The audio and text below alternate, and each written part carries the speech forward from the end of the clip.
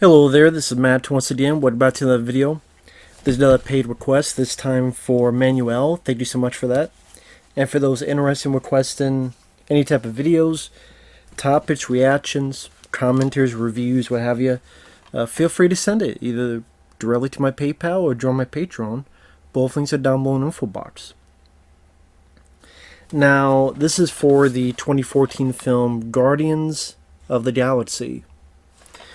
Now, I remember when this film came out, it was a bit, I don't want to say depressing, but I'm a big fan of these characters called the Ninja Turtles. And the same year in 2014, Michael Bay produced that shit pile, what I call the Super Chuds, where they were steroid up, chupacabra looking, ugly ass motherfuckers. And it was such a horrible movie, like every step of the way.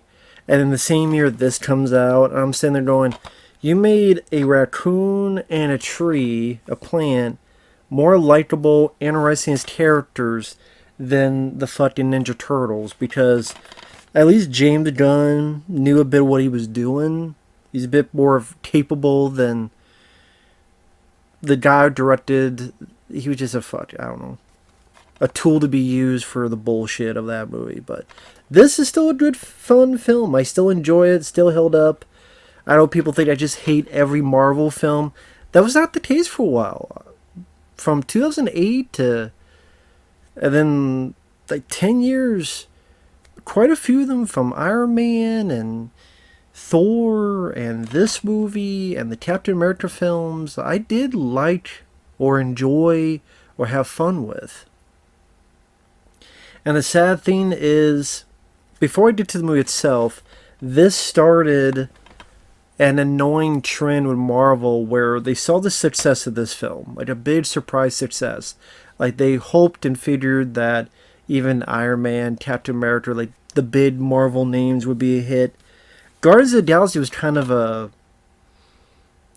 fingers crossed, let's see what happens. And then it was fairly beloved, and people were like, wow, okay. So then they decided to take that humor and put it more and more into their movies, whether it be Thor and other stuff. So now, like, every fucking Marvel film feels like a comedy. And that's a shame, because that was supposed to be the unique thing about this. And they made it less unique because all the other films tried to steal that shit and do their humor of Guardians of the Galaxy type. That's not to say films didn't have humor. I mean, Iron Man with Tony Stark's wisecracks and his sense of humor, but not like this movie. And it's not the movie's fault, it's the other filmmaker. It's really the studio, Kevin Feige, saying, hey, let's put that more into our other films. And real quick, like, before I get into this movie, there's a second film, which I remember not minding, although I do like this one better than the sequel. It's cool to see Kurt Russell in there. I didn't like that by the end of the film you got all these characters together, and then in the second film, for the most part, they're split up. I think it was more fun when they're together. And this upcoming third film, I saw the trailer. The trailer was not bad. Trailer was not bad at all. But I don't care to see the film, for a number of reasons. Number one, it's ironic where this is a time where this is the most fun Marvel film. This upcoming one, I have a feeling, is going to be one of the more depressing ones, because all the rumors and talk, and you can tell by the trailer that a lot of these characters are going to die in that third movie. They are. Just James Gunn is not going to be with Marvel, he's going to be with DC. And a lot of these actors, they want to move on to other stuff. So I'm guessing that you will at least have Rocket Raccoon die. If you watch the trailer, you could tell that he's going to die. With the dialogue, how much screen time is given, you can absolutely tell that this guy's going to die in the third movie. I think Bautista, they're going to kill him off as well, so that he'll be with his wife and kid, which by when this movie starts, they've been killed by our villain Ronan. So that's at least 2, and they'll probably add in 1 or 2 more. I don't know if they would kill off Chris Pratt.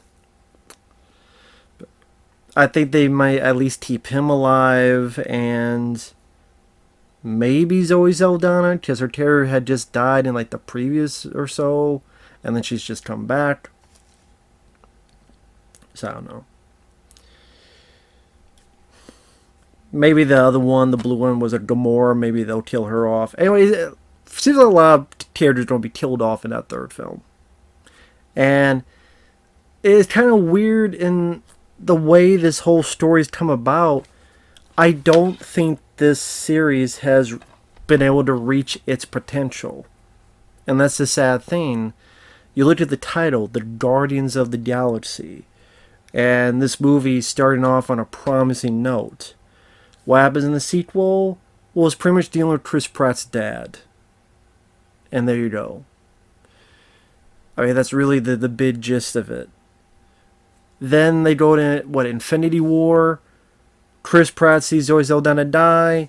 Even though they're ready to take down Thanos, Chris Pratt fucks it up. Fucks everything up.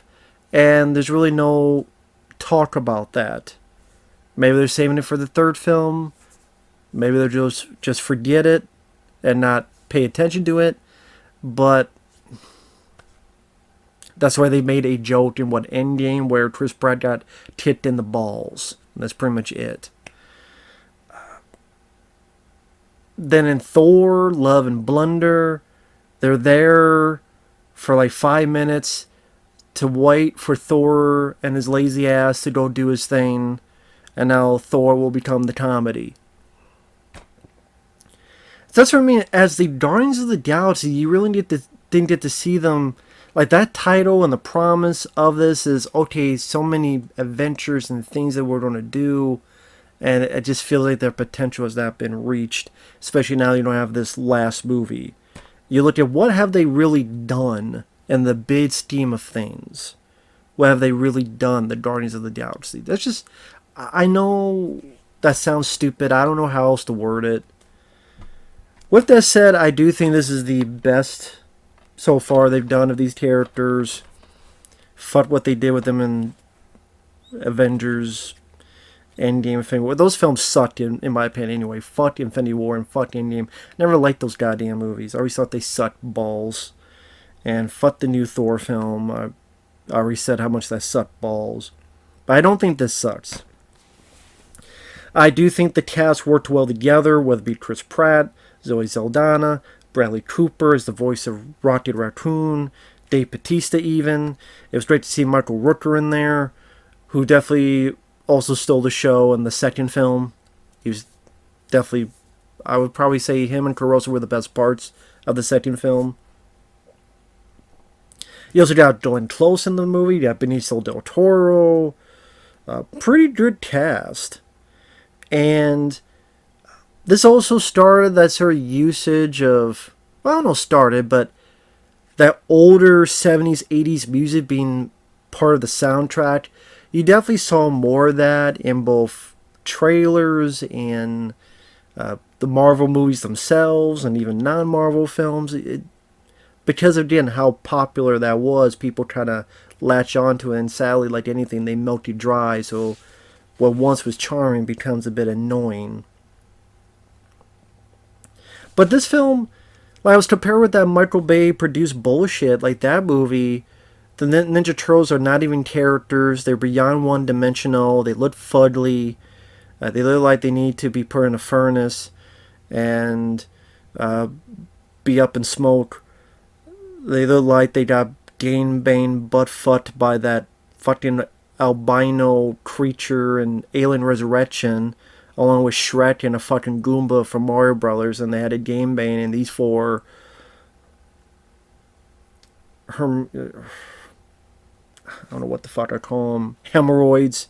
These four fucking walking hemorrhoids decide to waste our fucking time being on a screen with making Fuckface on there. Fuck that movie. Fuck its sequel too. Those movies are pieces of trash. This one though, At least there's a level of competence in terms of building for Marvel film character. At least, okay, you got, the kid in the 80s, his mom's dying of cancer, he doesn't know how to deal with it, he's abducted, it's many years later, it's Chris Pratt.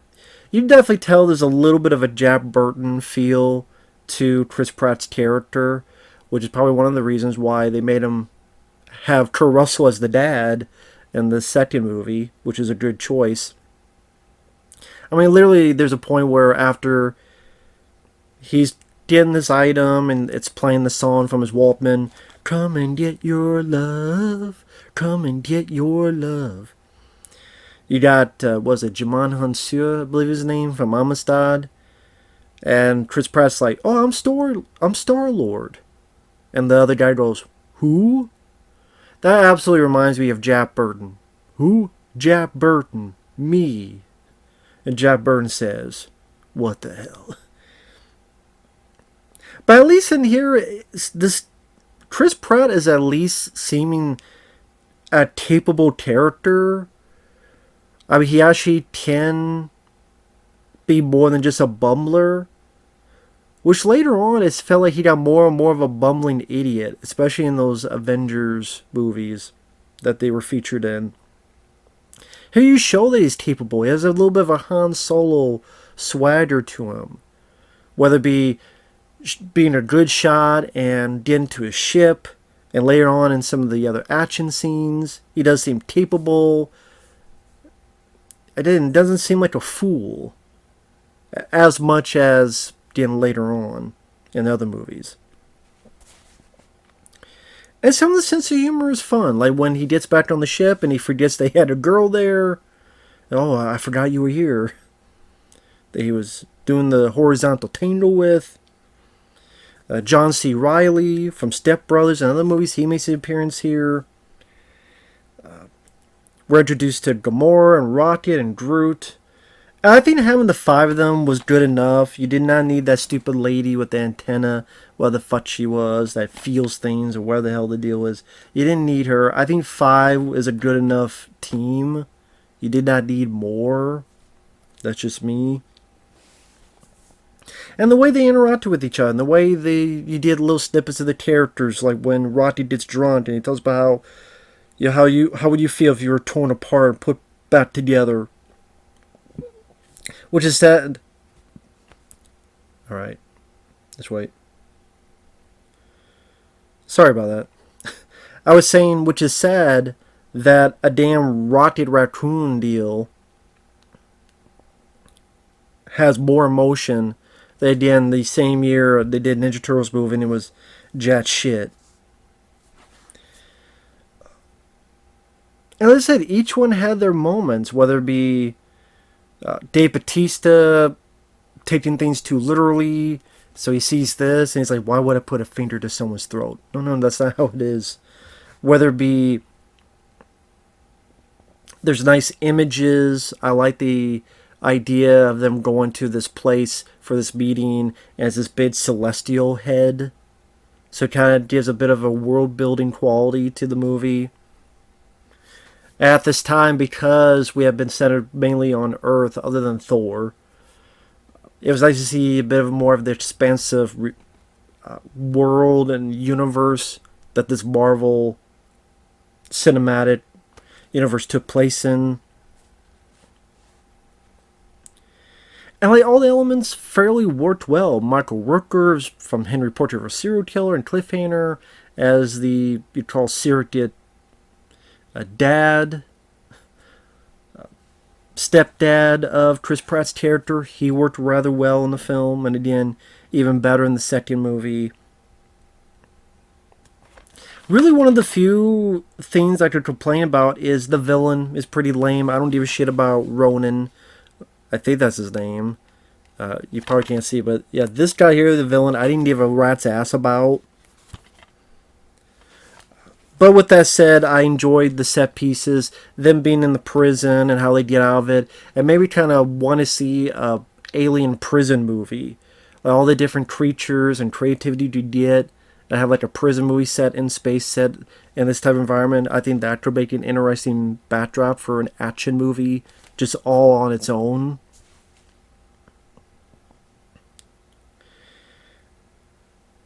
And there's a lot of goofy humor. Chris Pratt trying to get Zoe Saldaña to trust him, and he tells the legend of Footloose and about the legend of Kevin Bacon.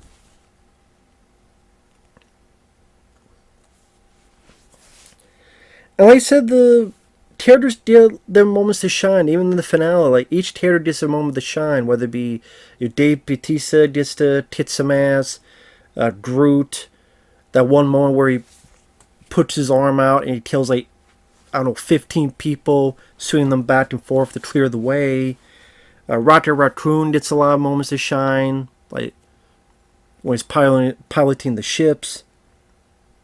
Even Michael Rooker gets a nice moment where he has this weird weapon with the whistle and the arrow that flies everywhere.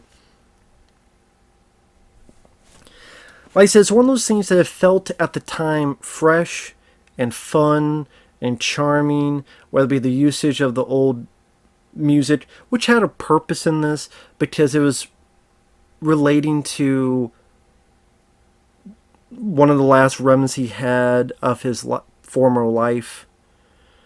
And then also, like, a connection he had with his mom was this music. That's why he had this present. At the end, it was Volume 2. It was another collection of music.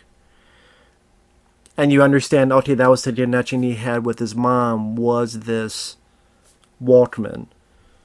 I think he even says that his mom gave him that. And that's why at one point he tries to, so what he can to get it back. Is this one connection to his mom who died in front of him. So at least, like, the music, there's a purpose, there's a reason, there's a little emotional core that I rather liked featured in the movie. Benicio del Toro's in it as his collector. That's where you get kind of the MacGuffin, which is the Infinity Stone. I think this is what the Power Stone. And of course, these stones will lead into Avengers Infinity War and Endgame. Kind of like how the older films from 2008 on was a build-up to Avengers 1. Now it's all a build-up to Avengers Infinity War. What the fuck this shit's all building up to, I don't know.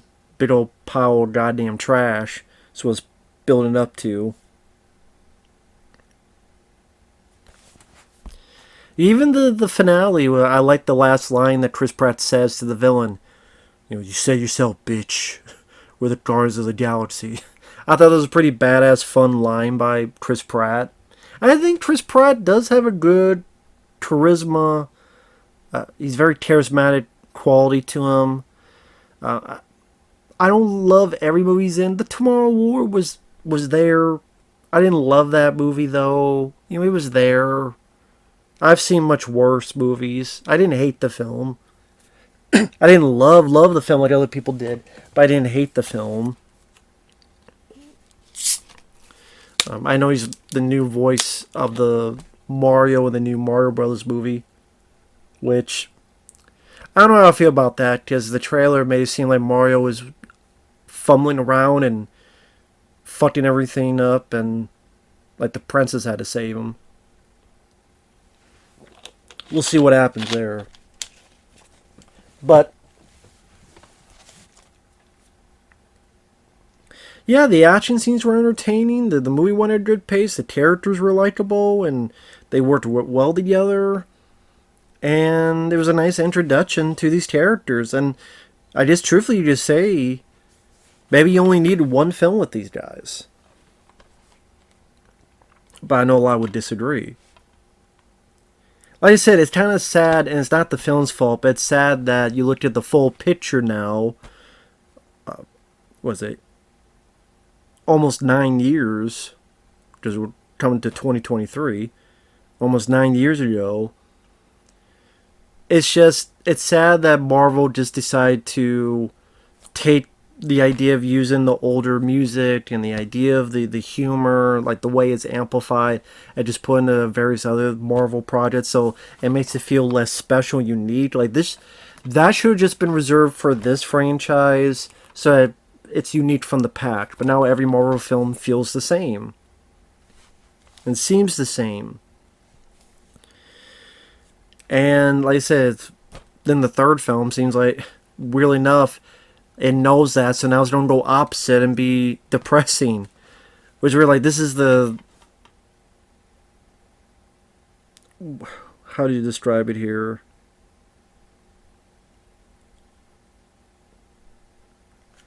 I just... Yeah, maybe it's just me. But yeah, fun movie. Still a fun film. Still quite enjoy the movie. So with that said, thanks for watching. Take care. We'll see you guys later.